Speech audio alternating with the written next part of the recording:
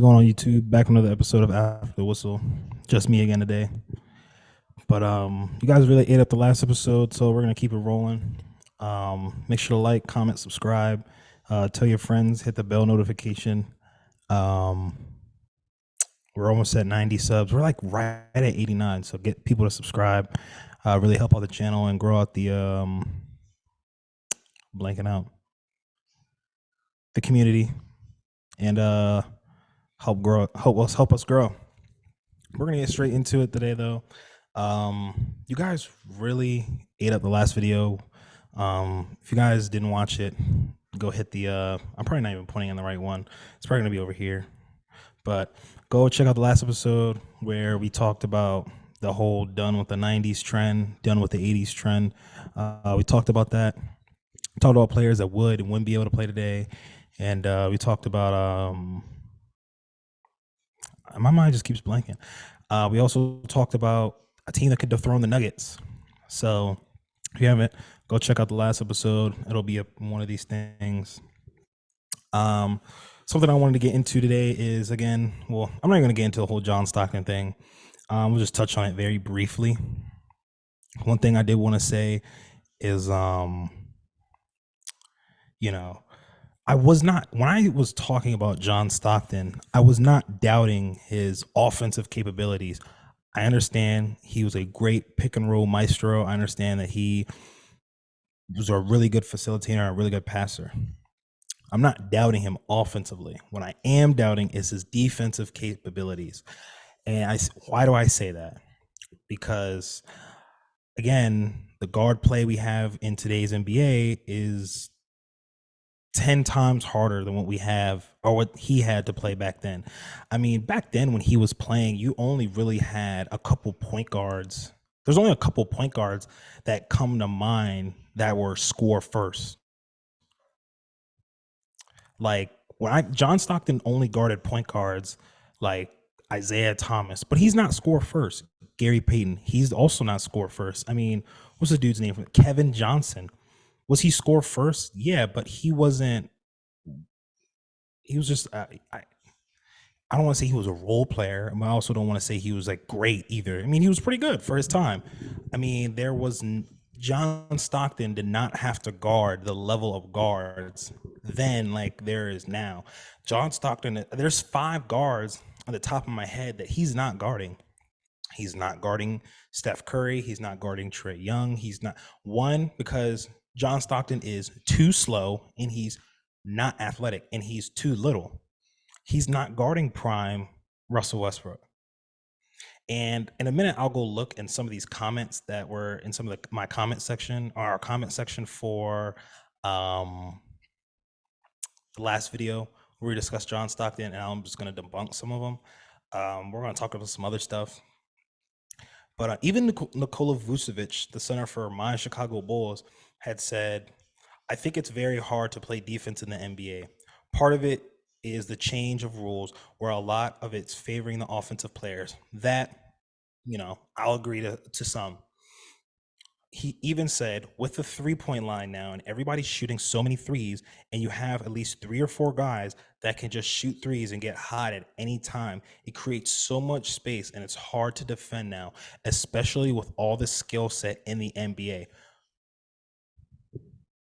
I said that first. I said that. I literally said with that same thing that Nikola Vucevic just said. I said that. With the skill set these guys possess in the NBA now, John Stockton would not be able to handle it defensively. He would not. He would not be able. He's too slow and too little to guard guards like Ja Morant. And he's like, Ja Morant is blazing fast. He's not guarding De'Aaron Fox. De'Aaron Fox is one of, if not the fastest player in the NBA. He's not guarding these bigger guards like SGA or Luka, and he's not going to be able to handle guarding guards like Kyrie Irving and Steph Curry and their handles. He's not defending that.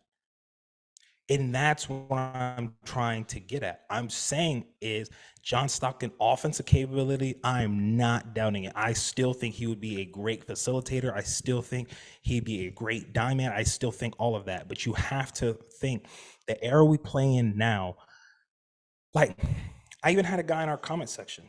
He had said that I had told him, so you think John Stockton is going to be able to guard prime James Harden, who for 5 straight games averaged like 50 for a whole month, had like 35 points? He said, yeah.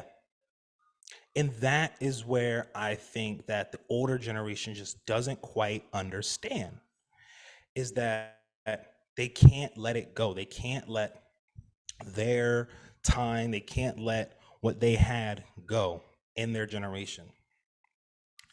I had people, calling me a casual, people saying I'm too young, people saying, first of all, I'm 21. But I feel like I know I'm 21.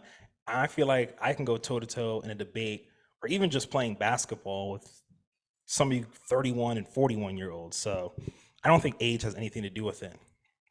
What I do think is one guy said, just imagine a white Chris Paul with a faster first step and that shoots 40% from three. Yeah, but John Stockton, he played in an era where is he going to be able to get his shot off from three? There's a difference. They're playing further back. They're not accustomed to guys shooting like that. And even when Chris Paul was in his prime in the late 2000s, early 2010s, when Chris Paul was in his prime, they still weren't really, the only guy that was really shooting threes like that was Curry. Now we have guys up just the barrel shooting threes. Like we have so many guys that shoot threes now. Somebody said, wait, Stockton leads the NBA history of the NBA in steals, but was not a good on-ball defender. He would be Fred VanVleet with better defense and playmaking. Bad take, said Cade Copeland. Now, what I will say to that is, again, if you watch the full video from my last episode, just because you rank number one in steals does not make you like John Stockton. Well, yes, is number one in steals, but can you confidently say that he's a top 10 NBA defender? No, he's not. He's just not. I mean, I don't understand how you can sit there and say that, like, again, with football terms, Emmitt Smith has the most rushing yards of all time, but do people consider him the greatest running back of all time? No. And I mean, even if you look at this, like if you go look at John Stockton, and I'm not going to talk about this whole episode, but if you go look, John Stockton was only in the running for Defensive Player of the Year. In 87, he was 8th. And then 1990, he was 7th. He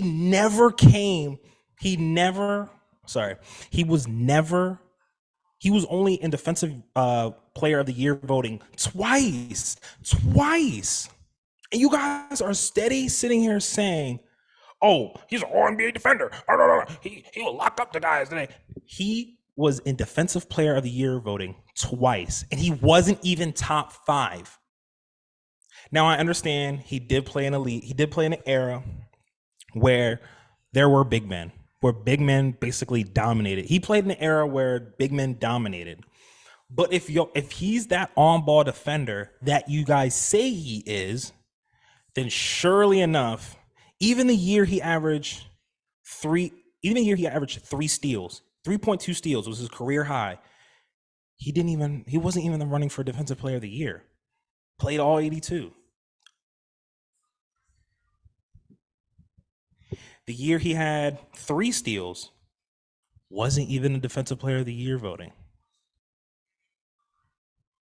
So I don't understand how you guys can sit here and be like, oh, well, he was in Defensive Player of the Year voting twice, and he didn't even crack the top 5.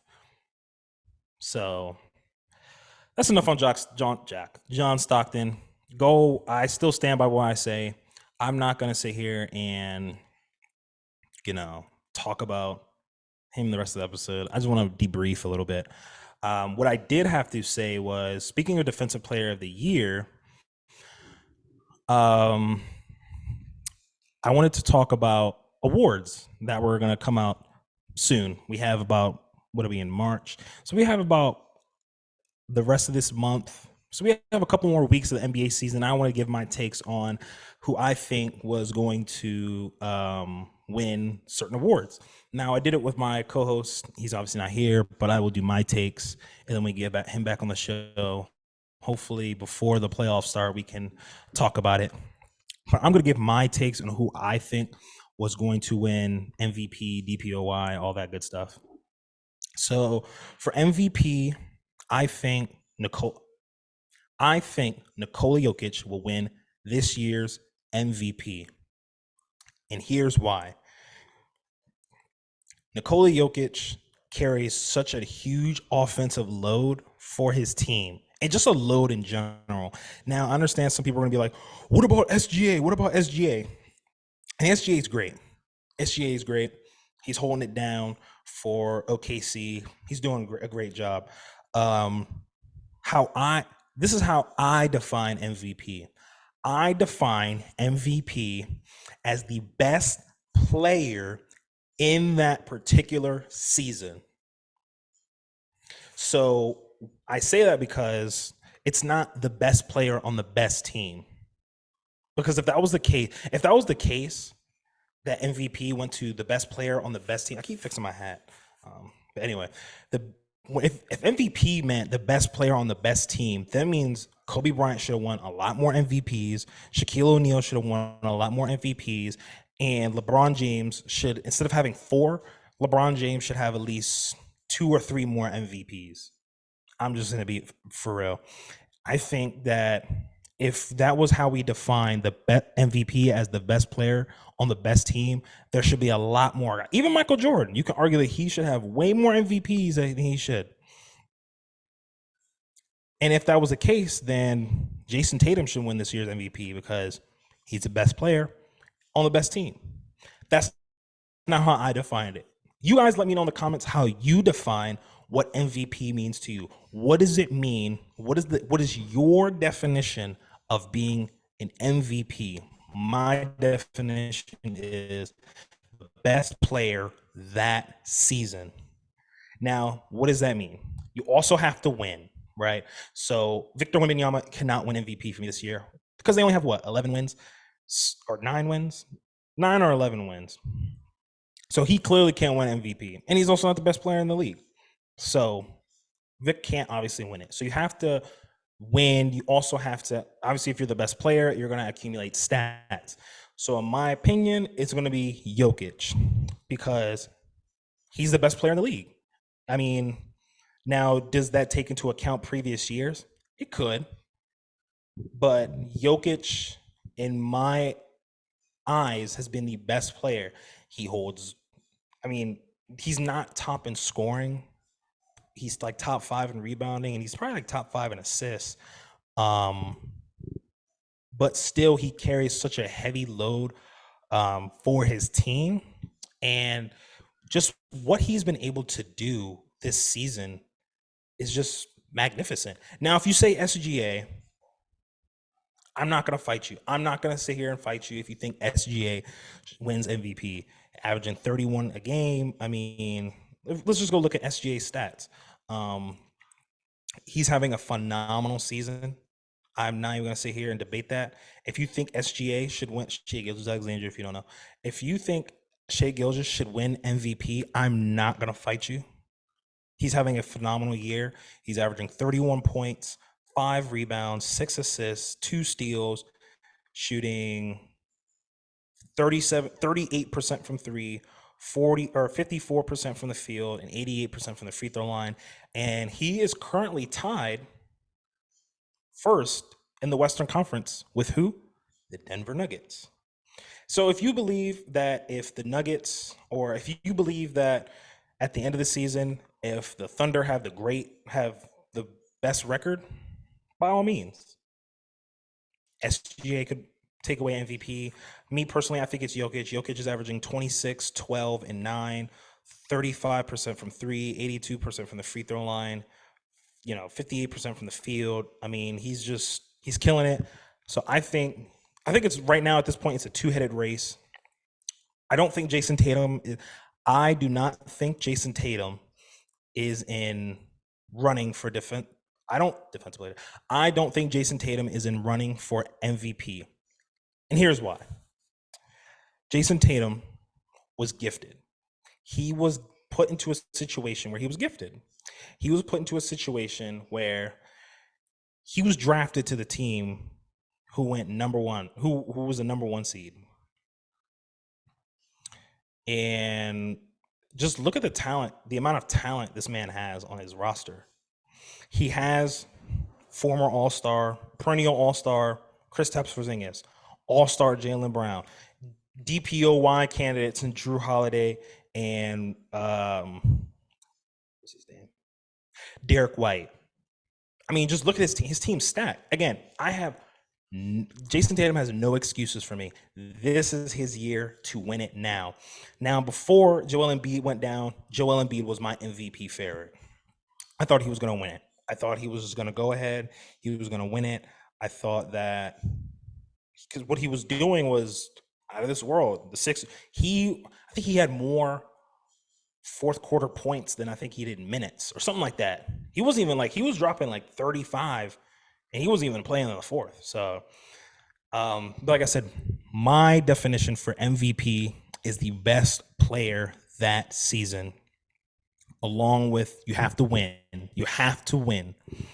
I think in order to be MVP, I think you have to be one of the top 4-5 seeds, in my opinion. You can't be like the 8 seed in MVP. I think if Luka somehow, some way gets the Mavs in the 4 or 5 seed, he could sneak his name into there. But again, I think in order to be MVP, you have to put up stats. You have to be regarded as one of the best players in the league, and you have to be one of the 4 or 5 seeds in the NBA. For Defensive Player of the Year, I really want to go Vic, man. I really want to go Vic. I think my pick earlier to start the season for MVP, my pick earlier to start the season was Giannis. I don't think Giannis can win it. I don't think they're gonna be able to. They just look so shaky this season. The Bucks just look so shaky. They're so up and down and up and down. So I don't think Giannis is gonna get it. I think it's a two-headed race at this point between SGA and Jokic. My pick for Defensive Player of the Year is Victor Wembanyama. I genuinely believe he can win it. What he has been able to do as of late, it's astonishing, especially on the defensive side of the ball. I mean, he's averaging 3.5 blocks a game. I mean, like, good God. He's averaging 3.5 blocks and he's averaging 1.3 steals a game. That's astonishing as a rookie. Now, I feel like for the other awards, winning doesn't necessarily like, you know what I mean? Like, it doesn't really play that big of a role. I feel like you can be the 8th seed and win DPOY, or I feel like you could be the 5th seed and be 6th man of the year. You know what I mean? So, but I think Vic could. I mean, the man's averaging 3.5 blocks a game. I know your guys are gonna be like, "Oh my God, but he's 7 foot." Blah, blah. Shut up. I don't care. He, I think my vote at the beginning of the season was Anthony Davis. Um, I thought the Lakers were going to be able to win enough games, and just knowing AD and his defensive presence, I thought that he could snag MVP DPOY. I don't think the Lakers are going to be able to win enough games for him to get DPOY. And I know that sounds contradictory because you're like, wait, but Vic can. But Vic, man, like, if you just go look at his games, like 5, 6, 7 blocks, like it's crazy. Like he's just routinely getting 5 blocks a game. His recent games, if you go look at his blocks, 2 blocks, like 2 blocks, 2 blocks, 7, 6, 5. Like he's routinely getting more than 3 or 4 blocks a game. So I think Vic could win DPOY. Um, Rookie of the year, I don't even think it's a question now. I think he also wins Rookie of the Year unanimously. My pick for Rookie of the Year is going to be Victor Wembanyama. Chet had an amazing run. Chet did great. It's still amazing. He's going to be around for years to come, but I don't see how he would be able to win Rookie of the Year. I think also the voters are going to be like, well, you play with Shea Gilgeous-Alexander. Like I think he's going to be like, well, you play with Shea Gilgis and Jalen Williams and all these other guys. How hard is it? You know what I mean? So I don't think Chet. I also don't think Chet has these stats to back up his Rookie of the Year case. I mean, Chet is doing great this season. He's averaging 16 points on 53% shooting. He's averaging 2.5 blocks and 7 rebounds. But Victor's like crushing it. Like he's doing all this by himself. Like there's nobody else. Vic is averaging 20 points, 46% shooting, but 10 rebounds, also averaging 3.5 assists is pretty good, and 3 blocks. So I think Vic just runs away with Rookie of the Year. I also think Vic also runs away with, or not runs away, but I think Rudy Gobert can obviously win Rookie of the Year. Oh my God, Defensive Player of the Year. But I think Vic can win both. I think he definitely wins Rookie of the Year, but I think Vic can definitely win Defensive Player of the Year. Sixth Man of the Year. Now this is hard. This is hard. Um, it's always so hard um, to discuss Sixth Man of the Year. Um, to see who can, because you don't really pay attention to the sixth man. You know what I mean? Um, I think it could be Malik Monk. Um, I really wanted it to be. I think, who did I say before the year started? Did I say Tyler Hero? I think I might have said Tyler Hero. You have to go watch back to the very first episode. Um, I think I wanted. There's a lot of people you could say. You could see Malik Monk, Norman Powell. You could say Bojan Bogdanovic, Bobby Portis. Really anybody. You could say Nas Reed could win Sixth Man of the Year. Right now the odds have Malik Monk winning Sixth Man of the Year. That doesn't sound too crazy. I think out of all these awards, Sixth Man of the Year is kind of like the least interesting, because like nobody pays attention to bench players unless they're like name popping, like Russ. Um, I guess if I had to pick out of the top four are Malik Monk, he's the favorite, and then the following are Norman Powell, Nas Reed, Bobby Portis, and Karis LeVert. Tim Hardaway Jr., Bojan Bogdanovic, or Bogdan Bogdanovic, not Bojan, Bogdan Bogdanovic, the one that plays on the Hawks, and Jordan Clarkson. I would say out of all these guys, probably Malik Monk. I'd probably say Malik Monk. He's a microwave. He can just get hot at the blink of an eye. Before you know it, he has 37. So I think Malik Monk can definitely get it. Am I missing any more awards? Clutch Player of the Year. I'm not too invested into the Clutch Player of the Year. I'm not really too entwined with those stats, so I'm not even really going to discuss Clutch Player of the Year. What I will talk about is some stuff that one of our subscribers said to us. Now we're going to move on into, well, something one of our subscribers said. Gabriel Garrett had said to us, if you want a topic, he said, he's like, if CP3 goes to LA, I think that puts Kobe as a contender until 2016. He said, you forgot that they would have went ahead and traded for Dwight regardless. CP3 was on a non-max deal, so shedding Gasol's max player or max and Odom's contracts would have allowed them to sign valuable 3-and-D role players. Kobe, CP, Dwight, a good bench, and I say two would win 2 or 3 rings. So I responded with, and I'll try to put the message down here below, but I'll blur him out. So he said, so you're saying that if CP3 goes, Chris Paul, if he goes with Kobe, they win bare minimum 2 rings, which will make Kobe have 7 rings. He said, correct. Once CP3 and Kobe stay together and Kobe doesn't tear his Achilles, this is a very interesting topic. Everyone forgets that the Lakers would still have traded Bynum for Dwight even after getting CP3.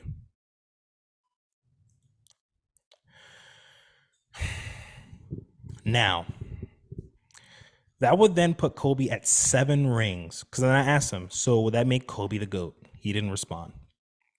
So thank you, Gabriel, for your question. Again, if you have more questions, feel free to follow us on Instagram or drop a comment in our comment section and I will address them. I don't know if they would have gotten two.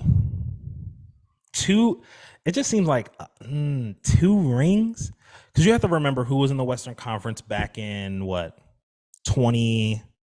So what, that was like 20, the Steve Nash to the Lakers. So when did Steve Nash go to the Lakers? That was what, 2013, right? That was like 2013, right? Steve Nash was like not playing. Steve Nash was like 40. So Steve Nash went there in like 2012, 2013. So you would have had Kobe, not at the peak of his prime, but still very good Kobe, who was putting up 25 a night. Prime CP3 and Dwight Howard. Now, the thing that was wrong with Dwight Howard is he had those back surgeries, and that really hurt him. But let's say, I would say that I don't know if he would have gotten 2 more rings. I think he would have, because you have to remember who was in the Western Conference. You still had Dirk and the Mavs coming off their championship run, right? In the Western Conference, you had the Thunder, the baby Thunder, rising up the ranks. Russ, James Harden, and well, this is 2013, so James Harden wasn't on the rock. So James Harden wasn't on the Thunder, but you still had Russ and Kevin Durant. But you still have the dynastic Spurs: Tony Parker, Tim Duncan, Manu Ginobili, and a young Kawhi Leonard. So I don't think the Lakers would have been able to get past, especially that 2014 Spurs, where their team was just loaded. Like, their team was loaded from top to bottom. I already named the 4 guys with Kawhi, and you had Kawhi, you had Tim Duncan, you had Tony Parker, Manu Ginobili, you had Patty Mills, you had Tiago Splitter, you had what was Matt Bonner on that team? I think Matt Bonner still was on that team. Was Marco Bellinelli? What y'all know about Marco Bellinelli, Bulls legend? Anyway, Marco Bellinelli was on that team. I think, was Boris Diaw still on that team? They were loaded. So do Chris Paul and Kobe and company beat that dynastic Spurs team of 2014? I don't think so. They probably could have beat them it's a toss up. It's really, I think Kobe and CP3 could have at least won 1 ring. Excuse me. Because you also have to remember, they were playing, if they get to the finals, they're probably going to play against Prime. They're probably going to play against the Heat. And that means they're going to play against Prime LeBron James, D Wade, and Chris Bosh. So, I mean, that would have been, man, that series right there would have fed families for years to come. That's like, you had Kobe and Chris Paul and Dwight Howard versus, it's big 3 against big 3. Oh my God. That would have been so too good to be true. That would have fed families. I think they get one ring. I think Kobe would have gotten one more ring with Chris Paul. Now, does that make him the GOAT? I don't know. I don't. I think he would then be vaulted in the GOAT conversation. Now, I know people are going to be like, "Oh my God, Kobe is in the GOAT." No, Kobe is not in my GOAT conversation.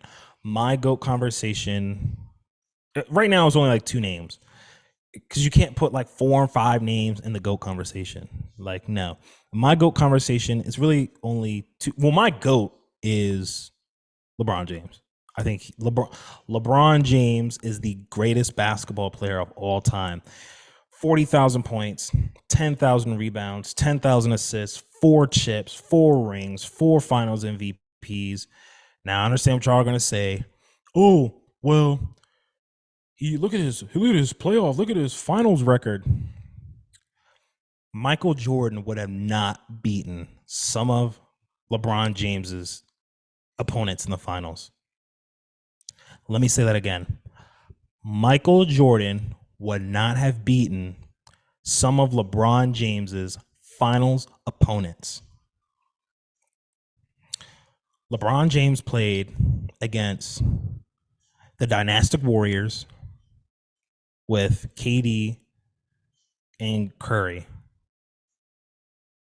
Then he played against he played against two dynasties, the Spurs and then the Warriors. That's like the main, and the only one I really blame LeBron for is the 2011, the Cavs. Yeah, we already know what happened. I give LeBron that one, but he basically went up against two dynasties.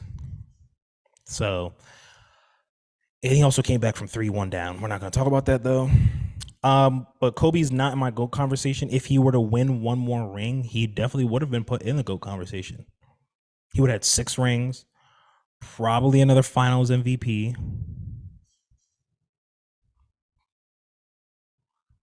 Kobe would have been in there.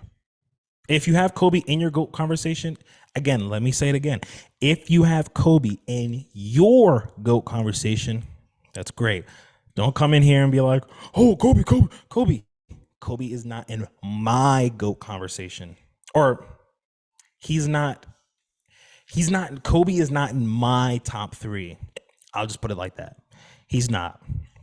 My top 3 is Jordan, LeBron, Jordan, and the third player could be like Kareem. I mean, the man has like now the second most points of all time, but he still has like 6 MVPs. And I understand you guys would be like, oh, that was the time when the players were voting for him. He still has 6 MVPs. Like by hook or crook, he still has 6 MVPs, which is nobody's ever going to be able to get. You could say Magic. Magic has 5 rings, 3 MVPs. You can argue he's the greatest point guard ever. Magic Johnson's not the greatest point guard in my opinion. It's Steph Curry for me. So yeah, I think Kobe, if he got CP3 on his team, would have gotten one more ring. I don't know about 2 and 3. I don't know about 3. I don't think they would have gotten 3. 2, maybe. 1, I think they could have gotten. I think they could have gotten 1. I don't know about 2, and I definitely don't think they would have gotten 3. So, but thank you, Gabriel, for your question. That's because that's a really thought-provoking question, because that's one of the biggest NBA what ifs of all time when you think about it. So, yeah. So I'm trying to pull up the other thing we got. We got something else yesterday from somebody else had also asked us a question. I know, I saw it. I just gotta find it.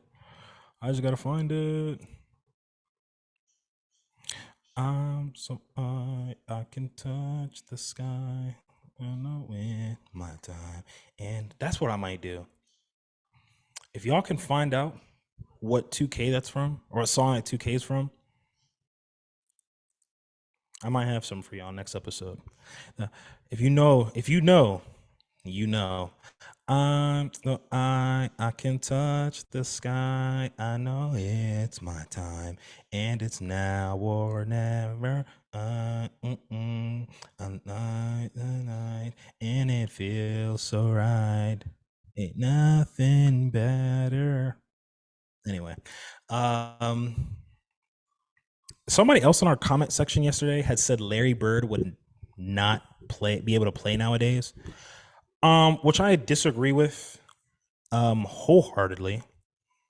I think Larry Bird would be able to play nowadays because he's 6'9" and can shoot. He also averaged like 10 rebounds a game. He also was a very good passer for his time. Um, I don't know why you wouldn't think Larry Bird would be able to play nowadays. Again, he could shoot like 40% from three. Who wouldn't want a 6'9" guy who can pass, shoot from three, and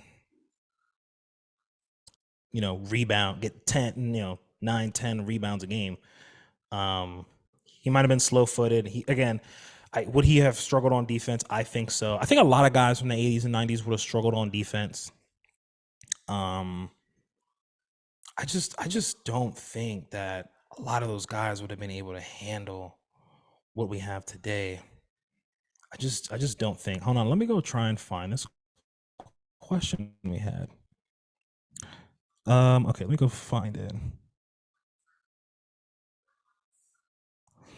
So my friend Micaiah had actually asked me a question. She said, "Who do I think is the best?" Hold on, make sure I'm reading it correctly. She said, "Who who would you say is the best team in the NBA based off last year to now?" The Denver Nuggets. Denver Nuggets. I mean, one of the best teams. Um, it's easy to be one of the best teams when you have the best player in the NBA.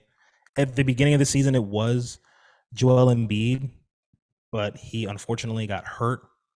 But it's no doubt the Nuggets. They just came off the chip last year. They won it in convincing fashion. And not only that, they're still dominating the league. Everybody thought, oh, because they didn't have Bruce Brown. They didn't have Bruce Brown. They're gonna struggle. No. The Nuggets, they're one of the best teams.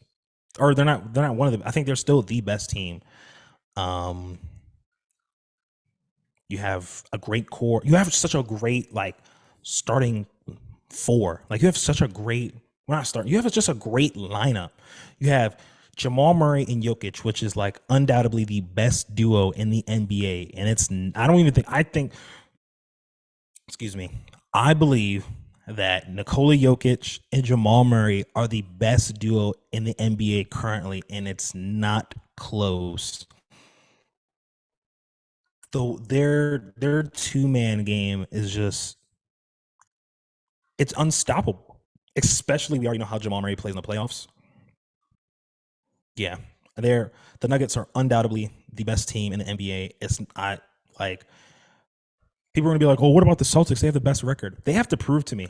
They have got to finish the deal, and that's why I don't think Jayson Tatum is elite. Jayson Tatum, people were like, oh, you can't say. I don't think Jayson Tatum is elite. He needs to finish the deal. This is the year. Jayson Tatum needs to cap this season off with a ring. They've given him everything. They've given him the keys. You have Jaylen Brown. You have Kristaps Porzingis. So those are two all-stars on your team. I mean, I understand Kristaps Porzingis was not an all-star this year, but he plays like one. You have two great all defensive guards, DPOY guards on your team with Drew Holiday and Derek White. Drew Holiday knows what it takes to win in the playoffs. He has been to the finals. He's won a championship. He knows what it takes. You have it all. You have Al Horford, a seasoned veteran. Jayson Tatum no longer has excuses for his playoff performance. If Jayson Tatum, if he loses in the finals in convincing fashion, like let's say he loses, let's say he played in the finals like he did his first year. They lose in what? They lost in what, 5 or they lost in 6? I think they lost 6. And Jayson Tatum didn't play good. If I think if the Celtics don't make it to the finals, we really need to start having questions about Jayson Tatum's playoff performance. He needs to cap it off this season with the ring. And there's no shame. There's no shame in losing. There's no shame in getting to the finals and losing to the Nuggets. There's no shame in that. I'm not sitting here saying that if he gets to the finals and he loses in 7 and he's a fraud. I'm not saying that. What I am saying is if the Celtics lose in 6 games and Jayson Tatum had 22 points, shot 39% from the field, like he was just god awful, just disappeared, it was a no-show. We need to start having questions about his ability. And like I said, people, y'all are gonna be in the comments. How the Celtics? They have the number 1 seed. They're dominating. They have the best team. First of all, he's always had it good. He's always had it good. Ever since he. That's why I don't consider him elite. I don't consider Jayson Tatum elite for the simple fact of he's always had it good. He's never once in his career drug a team out of the mud. You were drafted with Kyrie Irving, Gordon Hayward, Al Horford, Jaylen Brown, Marcus Smart, and Terry Rozier. Now I understand Kyrie Irving didn't play that year, and Gordon Hayward got hurt. I understand, but he never drug a team out of the mud. I consider Luka Doncic elite. Why? He was drafted with a 40-year-old Dirk Nowitzki on his team, and the things he's doing on the basketball court is outrageous. Putting up 30+ points a night, having 10 rebounds, having 9 rebounds a game, having about 10 assists, just having a 70-point game. He drug that Dallas Mavericks organization out of the mud because it was just Dirk, and then it was just kind of like, okay, we're just gonna be here for Dirk, like farewell, bye Dirk. He drug it out the mud. I consider him elite. Like SGA, do I consider him elite? He's having an elite season. Again, this is really tying back into a couple episodes ago where we talked about elite and what it means to be elite. But when I think of players being elite, you must do it for consecutive seasons. It needs to be year in, year out, year in, year out, game in, game out. You're just dogging it. You're dogging it. SGA, Shai Gilgeous-Alexander, is not elite. He's having an elite season. He had an elite last season, but he's not elite yet. Him, Jayson Tatum, and other guys like that are knocking on the door of being elite. I think SGA, again, is having a phenomenal season. And after this season, let's say he kills it in the playoffs. He's averaging 35. He's shooting, 55% from the field, 42% from 3. He's dogging it. He's like, then he would be elite. After, okay, this guy's for real. He's legit. I know you guys are going to be able to say, well, how is he not elite and he's second in MVP voting? And you have a point. It's hard. If you say Jayson Tatum is elite, I'm not going to fight you. But if you say SGA is elite, I'm also not going to fight you because those are valid points. But those guys are not elite to me yet. Jayson Tatum, because he's never brought a team out of the mud, and we've seen him disappear in the playoffs on a multitude of times. And I understand that has happened to all types of players, but he has no excuse this year. He has no excuse. He has none. This is your time. You need to get to the finals right now. This is your year. If Jayson Tatum does not get to the finals, what else are we going to say about him? What more excuse are we going to make about him? None. He has none.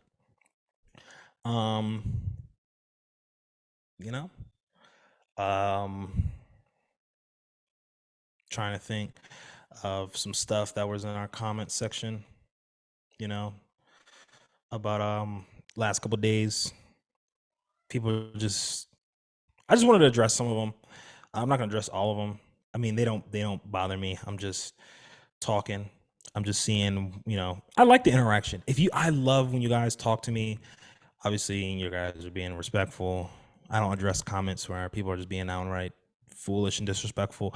My man wild underscore 100 underscore Q said, another casual, I guess I'm getting old, because how does a playmaker, a guy who can facilitate the offense, durable, and played 82 games consistently, not be able to play today? John Stockton is Steve Nash was to the Suns. The numbers are very similar, and Stockton is a better defender than Nash. If Nash could play, CP3 can play, so can Stockton. Mic drop. Again, I'm not doubting Stockton's offensive capabilities. I was never doubting his offensive capabilities. I'm only doubting him defensively. It would be whoever offense, because he's too small and he's just too little. So offensively, again, was I wrong for saying he's TJ McConnell? No, I don't think I still think he would be TJ McConnell. He's scrappy on defense. Who else is scrappy on defense? TJ McConnell. But the guard play is too good now where it's just, he would not be John Stockton would not even be a top 5 point guard right now in today's NBA. He wouldn't. Curry, Luka, SGA, you could say what? I'm trying to think. Trae Young. There's what's his name? John Morant. Even though he hasn't played this year and he's been hurt, John Morant's still better than him. I know I'm forgetting one more. There's one I know there's out there. I was gonna say like Maxey, Tyrese Halliburton. Somebody said like, oh, but somebody said with at King underscore King J said, so you clearly lack the understanding of transitioning. Stockton is a better defender and passer, and that can translate. You just said Bird and MJ because they can score. Yeah, they would. Bird and MJ can play now because they can score. Especially with the court being so open as what it is now. You give Bird the space that he can play and his shooting ability that he can do now, man. Bird can play. Magic could play. Jordan, he could play nowadays. But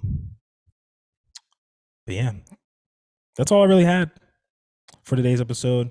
You guys let me know what you think down below in the comments. I will keep reading them. I'll address them on the podcast. I will address your guys' DMs and any questions you have for me. I would love to keep hearing from you guys. Please let me know what you want to hear. Let me hear some of your takes. I need the spiciest takes that you guys got. And please let me know what you guys have. And I'll catch you back next week. Until then, see you later, guys. Have a good one.